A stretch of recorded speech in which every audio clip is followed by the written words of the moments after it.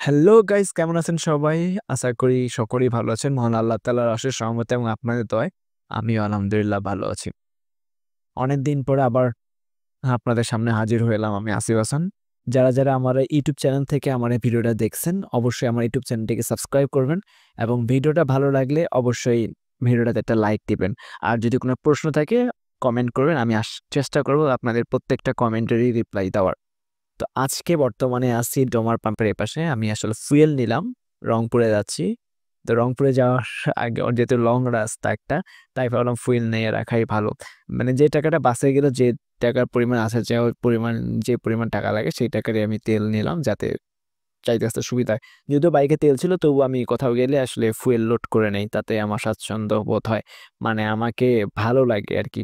তাই সবসময় চেষ্টা করি দূরে কোথাও গেলেই ট্যাঙ্কটাকে ফুল রাখার জন্য। তো সামনে পৌরসভা, আমার পৌরসভাতে একটা কাজ আছে। সেই কাজটা শেষ করে ইনশাল্লাহ রংপুরের পথে রওনা দিয়েছি। এই ধরনের আন্টিদের কারণে আজকে বাসার মাঝে মধ্যে আমাদের রাস্তার মধ্যে বিপদে পড়তে হয়। আর মেয়ে মানুষ বলে কথা, আজকাল তো মেয়ে মানুষ হাসলেও মানুষ মারা যায়। আসলে খুবই খারাপ লাগে। ওই নিউজটা শুনে আমার খুবই খারাপ লাগছে। আসলে আমরা যে আস্তে, আস্তে কোন দিকে চলে যাচ্ছি আমরা আসলে নিজেরাও জানি না।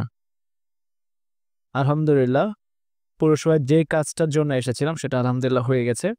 বর্তমানে আমি এখন পৌরসভা থেকে রওনা দিয়ে দিছি রংপুরের উদ্দেশ্যে।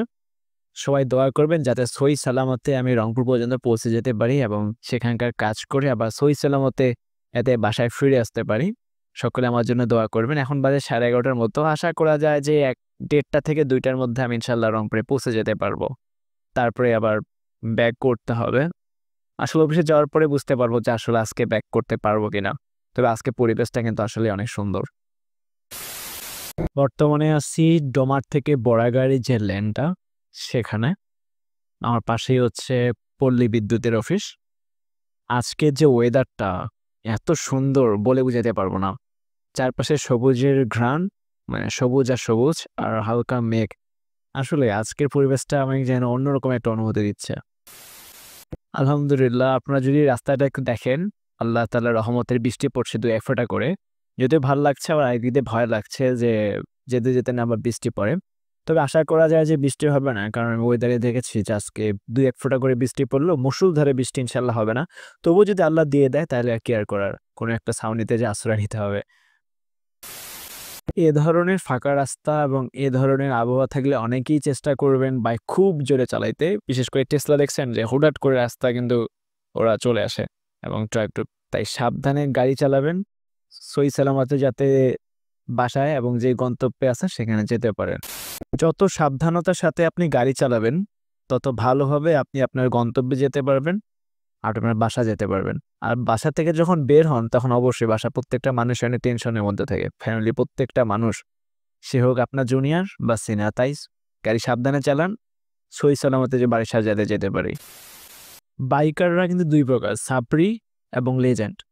এখন আপনি চয়েস করে নিবেন আপনি কোনটা হবেন। যাক পরিবেশটা অনেক সুন্দর এখানকার।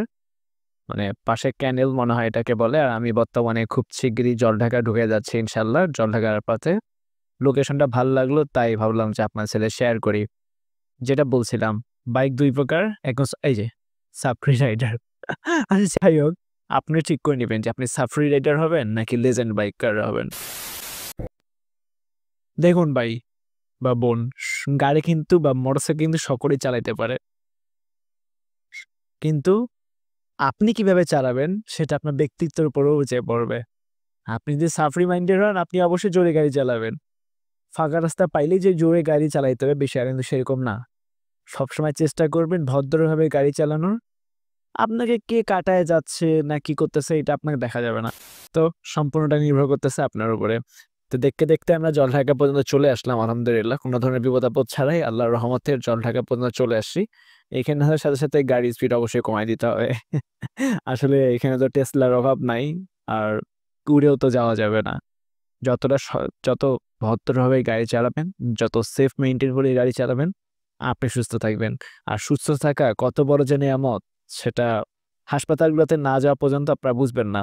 এখানে অনেক জ্যাম, জ্যাম থেকে বের হয়ে আবার আপনার সাথে কথা হচ্ছে। আলহামদুলিল্লাহ সহি সালামতে জ্যাম পার করে চলে আসতে পারলাম। তো অনেকক্ষণ ধরে গাড়ি রাইড করতেছি, প্রায় আধা ঘন্টার মতো হয়ে গেল।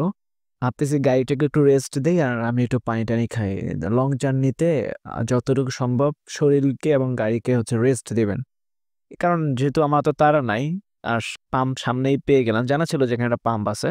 আর আমি আমার ব্যাগে সবসময় শুকনা খাবার আর পানি রাখি বাইক রাইড করার সময়, এতে শরীরটাও ভালো থাকে আর গাড়ি চালানোর সময় আলাদা একটা এনার্জি পাই আর কি। রেস্ট নেওয়া শেষ, এখন আবার রওনা দিয়ে দিচ্ছি।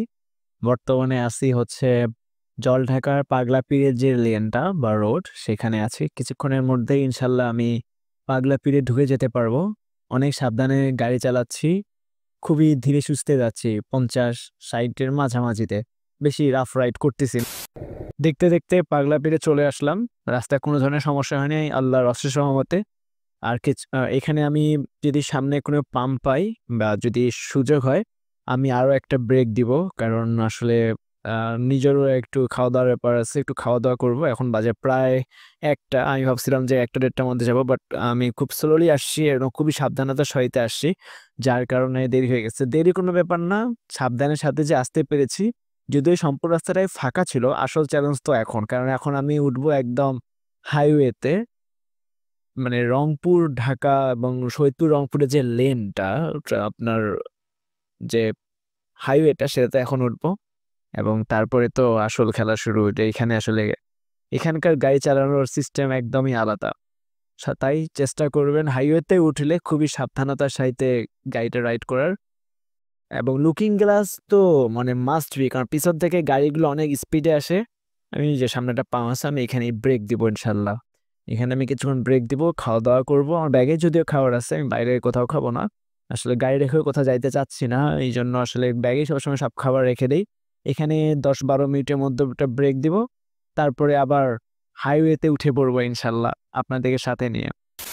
নামাজ শেষ, এখন আর একটা নতুন মানে জার্নি বলা চলে, হাইওয়েতে উঠবো।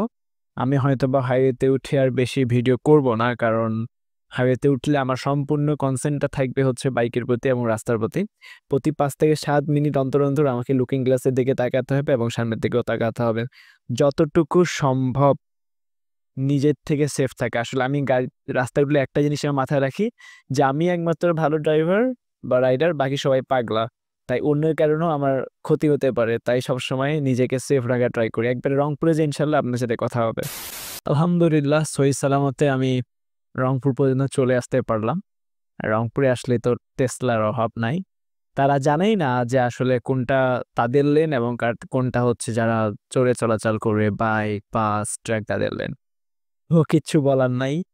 তা আমি অফিসে কাজ ছিল, সেটা শেষ করলাম, এই জন্য একটু দেরি হয়ে গেছে। এবং অফিসে ডিউটি শেষ করে তারপর আবার বাসার দিকে এখন রওনা হচ্ছি। আমি টার্মিনালের পাশে একটা ছোটখাটো বাসায় থাকি, সেই বাসায় আর কি এখন আসতেছে। বা আমার বাসার লিনটা একটু এরকমই, খুবই খারাপ। আর আমার বাসায় এখানে থাকার একটাই কারণ হচ্ছে জায়গাটা অনেক সেফ, আর হচ্ছে খুবই সাবধানতার সাথে আমি থাকতে পারি এবং বাইকটাকেও অনেক সুন্দরভাবে রাখতে পারি। যদিও এই যে বাইক যখন আমি আমার বাসায় ঢুকাই, সেই সময়টা খুবই ভয় লাগে। আসলে আমি নতুন আমার থেকে আমার বাইক ভারী বেশি। আসলে আমার হাইটের থেকে আমার বাইকের হাইটটাও বেশি, যার কারণে খুবই সমস্যা হয় এবং সমস্যার থেকে বেশি ভয় পাই। দেখি বাইকটা ঢুকাইতে পারি কিনা। তবে বাসার ভিতরে অনেক সেফ, মানে আমাদের জন্য সুন্দর। বাড়িওয়ালা এত ভালো, আমাদের বাড়িওয়ালা আর কি খুবই ভালো, মানে সুন্দরভাবে যারা বাইক থাকে অনেকে সুন্দর সিস্টেম করে রাখছে। আর আঙ্কেল থাকলে হয়তো বা গেটটা খুলে নিতে পারতাম, বাট গেটটা খোলা নাই, এই জন্য সমস্যা নাই। বাসায়ও আমি এতটুকু জায়গা দিয়ে আমি গাড়ি ঢুকাই, তাই আমার কোনো সমস্যা হয় না আলহামদুলিল্লাহ। দেখেন যে পাশে যে গ্যাস দেখতেছেন, এখানে আমার গাড়িটা রাখি এবং এখানে শাটার সিস্টেম আছে, তাই একটা সুবিধা না।